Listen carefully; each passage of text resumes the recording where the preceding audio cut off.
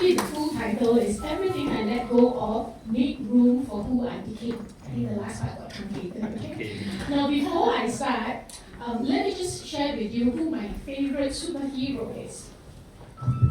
It's Mystique from the X-Men. Why? Well, first, she's super hot. Blue skin, red hair, curls in all the correct places. Secondly, she's really kick-ass. There's nothing not to like about that. But most of all, she's my favorite superhero because she is a shapeshifter. She can be whoever she wants, whatever she needed to be, and be brilliant at it. You see, growing up in a low-income public rental flat and being written off at school, I very much wanted to be transformed. Our flat was so small that if you all lay down on the floor, my parents, my two brothers and I, there would be no room for you to move at all. And I was also regularly scoring third or fourth place in school, but from the bottom of the cohort up. So you see, I very much wanted to be transformed. Now, if you think that this is another rags to riches, self-made, humble brag story, please hear me out. Yes, I did later graduate from NUS on the Dean's List. I did build a very successful career, but that was not what brought me. It was driving like a crazy woman on the road, dashing and changing lanes every 5 seconds, racing against the clock at the end of the workday that never really ended for me. Pulling into the car park, and I saw him, my 3-year-old, seated on the concrete step outside the locked gates of his preschool center, his school bag, almost as big as him, propped against the wall. His face a picture of dejection, because he was the last one to be picked up again. When he saw my car coming, he didn't run. He just waited.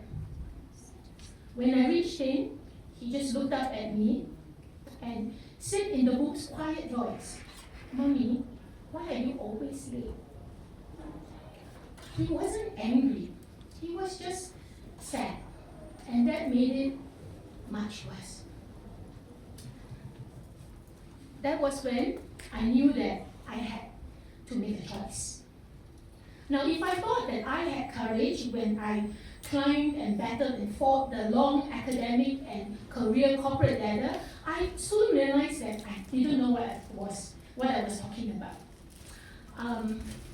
Walking away and prioritizing my son took far more courage than I ever would have imagined. Courage when family and when colleagues, for one, couldn't understand just why. Why would you walk away from something you worked so hard to build? Courage when family and friends cannot share the pain or the sense of loss or the grief that I had because, hey, you chose to give all that up yourself. What gave me courage wasn't willpower. It wasn't because it was the right thing to do. It was love. Fierce, very inconvenient, career-ending love for a little boy that was seated on the concrete step. You know, I had run very large, multifunctional team meetings. I had launched large corporate projects at scale, held corporate boardroom meetings. I had signed multi-million-dollar budgets. But I couldn't cook an egg. So the first week at home, I went back to studying basic recipes, just so to figure out how do I start even thinking about planning to make dinner. Now, you know, chefs see cooking as an art. Now, to me, cooking is all science, okay? It's all science. Ingredients must be measured precisely, timing must be followed to the second, just so that dinner is edible. Okay. Well, shortly after, the diagnosis came. The KKH psychiatrist was urging me very, very strongly to put my son on the wait list because autism schools in Singapore are always oversubscribed. My son, who is so high functioning, he could speak perfect full sentences at 3, would not make a friend from the time he turned 5. The bullying, the social isolation, it was the daily heartbreak of seeing your child go through something that you can't fight and you can't do for him. Life is not singular.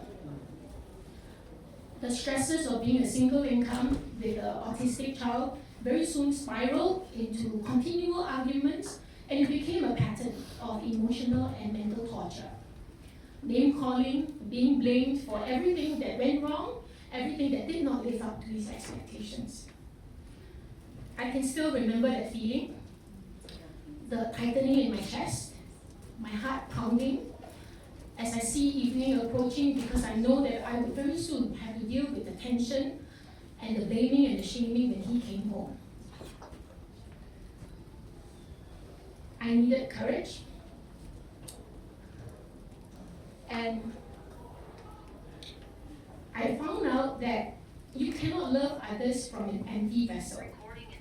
So I needed courage, but this time it was love still, but this time it was love for myself. I walked out of that marriage despite judgment from family, friends, and church, because unlike physical abuse, the marks of emotional abuse are invisible, but they run just as deep. The biggest challenge, however, I found was not the external condemnation from others, it was the voice inside of me. If only I didn't get married, if only I didn't marry him, if only I didn't have the child, if only I didn't give up my corporate career. Courage at that point meant letting go of the inner regrets and the inner doubts and choosing to move forward for myself and for those people that I love. At every pivot, I discovered the unexpected grace of letting go. Prioritizing my son made room for me to be fully present. I am so much more patient a person than I ever thought possible for me. Letting go of my corporate career made room for me to discover a passion for teaching and the multiple adjunct teaching awards I've received since. Letting go of the marriage meant all the stresses of being a single parent, sure, but it made room for peace, to become a fuller expression of who I am. Life is a series of breaking apart. It takes courage each time to face the truth, not run away, to let go and reinvent. Perhaps you are facing a breaking away too. Because in life, I know there's always going to be another pivot. The closeness of early motherhood with my son broke away into the sudden, misunderstood angst of puberty, when he stopped wanting to go out with me, or have meals together, or even just to watch TV every night like the way we used to. Courage now means letting go of who we were as mother and son, and choosing to show up for him, for the person that he is becoming. I am discovering that the old ways of loving him is not enough. I need to learn a new language, to love him in the language that he needs now, not the one that I'm most comfortable with. And I know there will be more. Aging parents, my own aging, letting go of the youth and energy that I still think that I would always have. I will find that courage each time as I choose to love, and so will you. And here's what I know now. To reinvent is not willpower, it's not grit, it's not the right morning routine, it's love. Love for the people, love for your people, for yourself, and for the person that you are still in the process of becoming. Everything I let go of made room for who I became. Love is what gave me the courage to open my hands to let go. As a child, I wanted to be mystique, to be transformed. What I didn't understand then was that real transformation isn't supernatural. It is the quiet, the costly, and the daily choice to love and let go. It turns out I didn't need blue skin or red hair. I just needed the courage to love well. Thank you.